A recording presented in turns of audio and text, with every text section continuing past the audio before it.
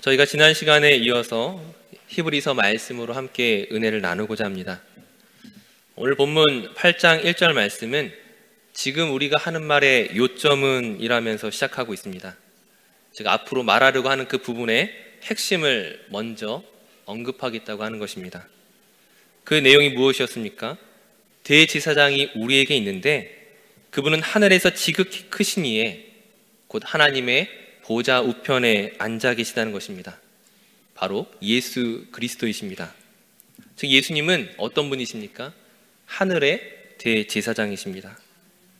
그분은 땅의 대제사장과는 다른 분이죠. 왜냐하면 이 땅의 제사장은 결국에는 죽을 수밖에 없는 유한한 인생이고 또한 흠이 있는 사람이기 때문에 백성들의 죄를 대신해서 그 제사를 드리기 위해서는 먼저 자기 자신을 위한 제사를 드려야 하는 그런 부족한 사람이었습니다. 하지만 예수님은 그 땅의 제사장과는 다른 영원하신 분이시고 또한 악과 더러움이 없는 분이시기 때문에 저와 여러분을 위하여, 우리를 위하여 온전히 제사를 드릴 수 있는 분입니다. 결정적으로 그 예수님께서 이 땅에 있는 것들과 어떤 것이 다른 것입니까? 본문 5절 말씀을 제가 읽으면 그들이 섬기는 것은 하늘에 있는 것의 모형과 그림자라 모세가 장막을 지으려 할 때에 지시하심을 어둠과 같으니 이르시되 삼가 모든 것을 산에서 내게 보이던 본을 따라 지으라 하셨느니라. 지금 땅에 있는 그 제사장들이 율법을 따라 성막에서 예물과 제사를 드렸는데 그것은 모세가 하나님께서 보여주신 것을 따라 지은 것이었습니다. 곧 하늘의 성막, 하늘의 대제사장의 모형이며 그림자에 불과하다고 말하고 있습니다. 지난 시간에 설명드렸던 것처럼 이 땅의 가시란 어떤 것입니까? 예수님께서 그 십자가의 고난과 부활로 성취하신 그 속죄 제사의 모형이고 그림자이고 상징이고 예표입니다. 곧 그 말이 이야기하는 것은 예수 그리스도의 십자가와 부활과 승천이 없다면 이 모형과 그림자만으로는 그 죄사함의 능력 안에 들어갈 수 없다는 것이죠. 쓸모 없어지는 것입니다. 물론 이 모형 자체가 나쁜 것은 아닙니다. 이 그림자 자체가 잘못된 것은 아닙니다. 하나님께서 만약 애초에 흠이 있고 책망받을 만한 언약을 주신 것이라고 한다면 문제가 되는 것이죠. 우리에게는 섭섭한 일이 될 것입니다. 그럼에도 불구하고 본문 7절 말씀에 저 첫 언약이 무음하였더라면 둘째 것을 요구할 일이 없었으려니와 라고 말하는 것은 그 첫 번째 언약이 흠이 있다는 것이 아니라 그 하나님께서 잘못 주셨다는 것이 아니라 그 언약의 당사자였던 이스라엘 백성들의 잘못과 흠 때문이었습니다. 즉 이스라엘은 율법을 지켜야 한다는 것은 잘 알고 있었지만 그리고 율법을 지키려고 분명히 노력하였지만 왜 율법을 지켜야 하는지에 대해서는 그들이 잘못 이해했었습니다. 잘못 오해했었습니다. 하나님께서 그들에게 약속하시고 그들에게 정말 주시고자 했던 것에 대한 온전한 의미를 그들이 발견하지 못했다는 것입니다. 조금 우스운 농담으로 이를 설명한다면 농담이니까 너무 놀라지 마시고 서울에 있는 어느 초등학교의 학생 9명이 어제 오후에 갑자기 죽었습니다. 9명이나 되는 학생들이 왜 갑자기 죽었을까요? 그 이유는 5명은 공에 맞아서 죽고 4명은 금을 밟아서 죽었습니다. 무슨 의미인지 아시겠어요? 피구 게임을 하다가 죽은 거예요. 게임의 규칙입니다. 공에 맞으면 죽고 금을 밟아도 죽습니다. 영어로는 아웃인데 우리는 죽었다고 표현하죠. 금을 밟는다는 것은 또 공을 맞는다는 것은 그 규칙을 깨는 것으로서 더 이상 이 경기에 참여할 수 없다라고 말하는 것이죠. 하지만 이 금과 규칙이 경기 자체가 아닙니다. 경기는 누가 하는 것입니까? 그것은 인격적인 존재가 하는 것이죠. 사람이 하는 것입니다. 그래서 그것은 다만 금을 밟느냐 안 밟느냐 규칙을 지키느냐 안 지키느냐 그것이 중요한 것이 아니죠. 그것이 게임의 목적이 아니고 그것이 게임의 전부가 아니라 규칙을 잘 지키는지를 확인하기 위해서 게임을 하는 것이 아니라 그 게임을 통하여서 그 게임에 참여하는 사람들이 서로의 수준을 높이고 그 경기 자체를 즐기도록 하는 것이 목적입니다. 마찬가지로 율법이란 어떤 것입니까? 그것은 하나님께서 정하신 규칙입니다. 그 규칙에 따르면 율법을 지키면 살고 율법을 지키지 않으면 죽습니다. 그러나 누군가는 살고 누군가는 죽는 것을 구분하기 위해서 율법을 주신 것이 아니라는 거예요. 왜냐하면 애초에 이 율법을 완전하게 지킬 수 있는 사람은 있습니까? 없기 때문입니다. 우리가 피구 게임을 하더라도 아무리 잘 피하더라도 아무리 게임을 잘 하더라도 언젠가는 공에 맞고 언젠가는 금을 밟아서 죽게 될 것입니다. 그러나 다시 게임을 하고 또 다시 게임을 하고 무엇을 하는 것입니까? 좀 더 이 게임에 잘 적응해서 공을 잘 피하고 금을 밟지 않는 요령을 터득하게 됩니다. 열심히 연습하다 보면은 학교 대표가 될 수도 있고 동네 대표가 될 수도 있고 국가대표도 될 수가 있는 것입니다. 즉 규칙은 이 게임을 잘 하도록 하기 위해서 필요한 것이지 게임을 하지 못하도록 그 규칙을 적용하는 것이 아니란 것이죠. 마찬가지로 하나님께서 율법을 주신 것은 누군가를 죽이기 위함이 아니라 실패한 누군가를 걸러내기 위함이 아니라 그 룰 안에서 그 율법의 그 룰 안에서 하나님의 성품을 알고 하나님의 뜻을 알고 하나님이 원하시는 것이 무엇인지 알아가며 믿음의 삶을 살아가도록 훈련하게끔 하신 것입니다. 그런 의미에서 구약의 제사란 무엇입니까? 공 맞아서 죽은 사람, 금 밟아서 죽은 사람, 다시금 안으로 불러들여서 두 번째 게임, 세 번째 게임, 네 번째 게임을 계속 해나가게끔 하는 것입니다. 그게 제사라는 거예요. 내 마음대로 성질을 내던 것, 실수하던 것, 죄를 범한 것, 그 모든 것들을 율법 안에서 다시금 조정하고 하나님의 사람답게 변해가도록 우리를 만들어가는 그 역할을 하는 것입니다. 이스라엘의 문제는 무엇이었습니까?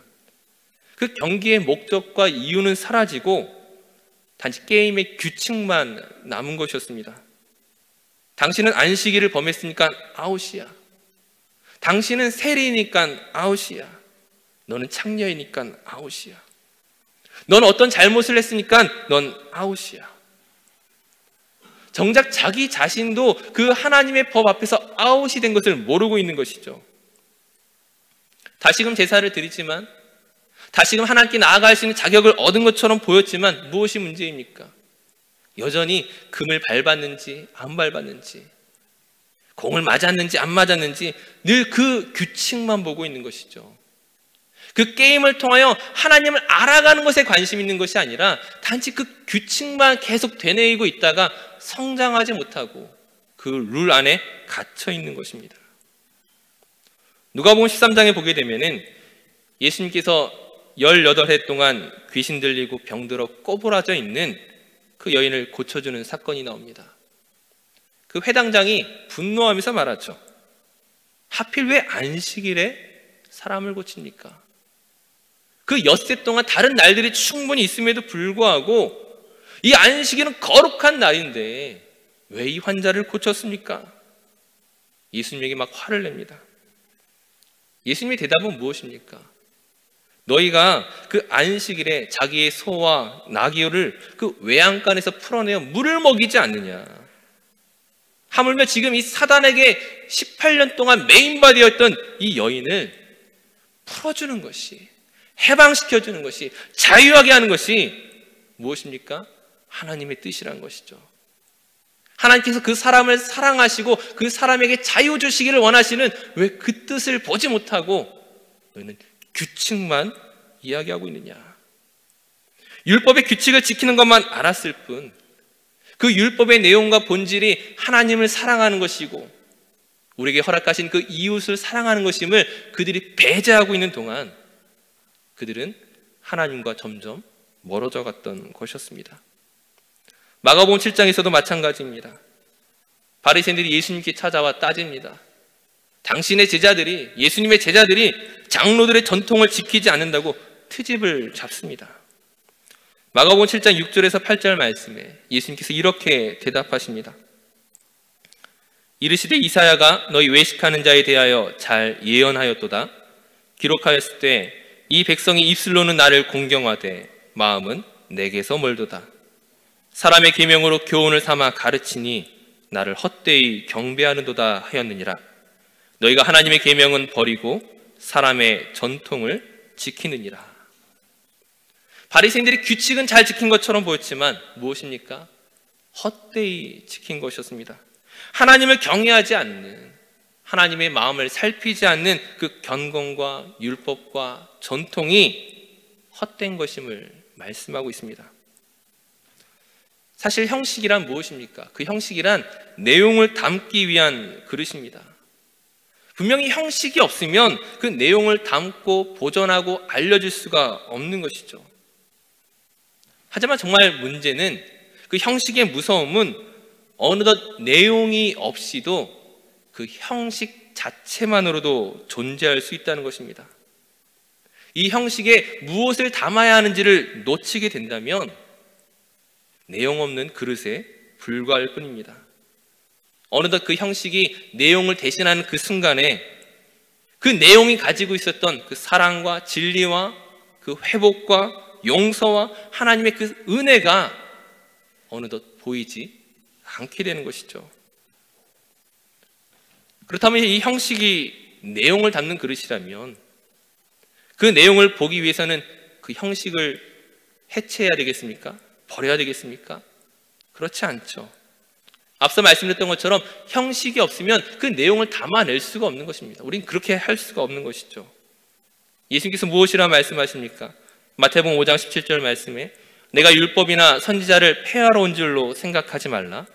폐하러 온 것이 아니요 완전하게 하려 함이니라. 그렇다면 이것을 완전하게 하는 방법이 무엇이었습니까? 오늘 히브리서 기자는 예레미야 31장의 말씀을 인용하고 있는데 오늘 본문 10절은 이렇게 말하고 있습니다.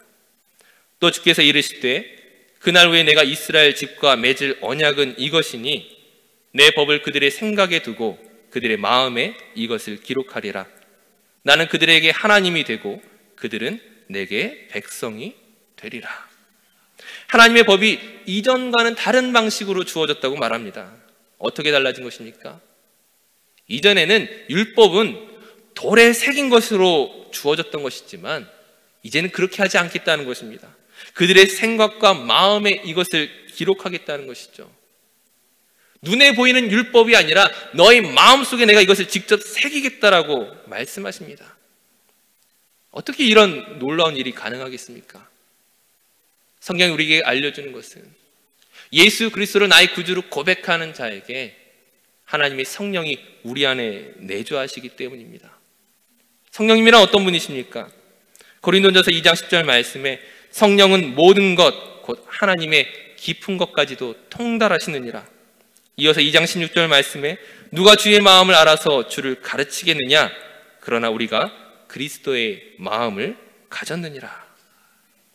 이전에 율법에 속해 있을 때는 하나님의 뜻을 오해하고 인간이 가지고 있는 그 한계와 죄에 갇혀서 하나님의 은혜를 은혜로서 받아들이지 못했었습니다. 하지만 예수님에게 속한다는 것은 이제 하나님의 마음을 깨닫고 그 은혜가 어떤 것인지 알고 그분 속에 거하는 그 즐거움이 무엇인지 이제 확신할 수 있게 된 사람입니다.